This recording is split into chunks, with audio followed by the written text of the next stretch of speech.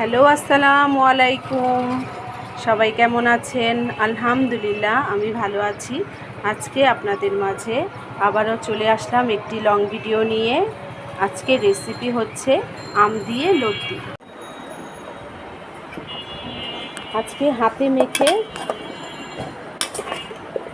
লতি রান্না করব, আম দিয়ে হাতে মাখা লতি। দিয়ে দিলাম আম, কাঁচামরিচ।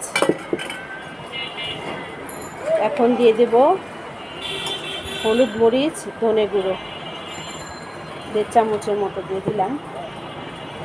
এখন দিয়ে দিচ্ছি লবণ, একটু বেশি দিলাম, টকটক হবে তো। চালু থাক। সাথে দিয়ে দিব পরিমাণ মতো তেল।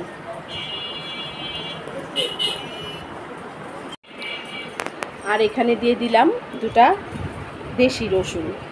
যে কোনো রসুন ইউজ করলে হবে, আমি আর কি দেশি রসুন ছিল, দেশি রসুনটা দিলে একটু ভালো লাগে ফ্লেভারটা, তাই দেশি রসুন দিয়ে দিলাম। এই যে দিয়ে দিলাম সম্পূর্ণ সব কিছু। এখন সামান্য পরিমাণে একটু পানি দিব। আজকে লতিটা হাতে মেখে রান্না করছি। লতি আর আম ভালো করে মেখে নিচ্ছি। এই যে এই পর্যায়ে সুন্দর করে হাতে মেখে লতিটা রান্না করছি। তো আমি 5 থেকে 10 মিনিটের মতো, তারপর এটা চুলায় বসিয়ে দেব। এই তো আমার মাখা হয়ে গেছে। এই যে 5 মিনিট পর আবার চলে আসলাম। এই যে আমি আবারও একটু পানি দিয়ে দিয়েছিলাম মাখার জন্য। এখন চলুন বসিয়ে দিই। এই যে এখন চুলায় বসায় দিলাম, আর একটু চুলার আঁচটা বাড়িয়েও দিলাম। এই তো লতি রেসিপিটা হতে থাক, আবার একটু পরে চলে আসি। এই তো এই পর্যায়ে আবারও চলে আসলাম, বলক চলে আসছে। এই যে একটু নাড়াচাড়া করে নিই। এই গরমের মধ্যে একটি অসাধারণ রেসিপি, অবশ্যই একবার হলেও ট্রাই করবেন। এই রেসিপিটা কিন্তু খুব খেতে ভালো লাগে। এই যে হতে থাক, আবার একটু ঢেকে দিলাম।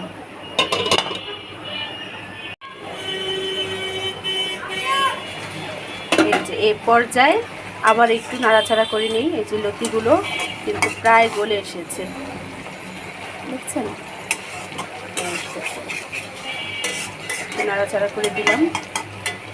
এখন একেবারে মাখা করে নেব, ঝোলটা আরও কিন্তু টেনে আসবে।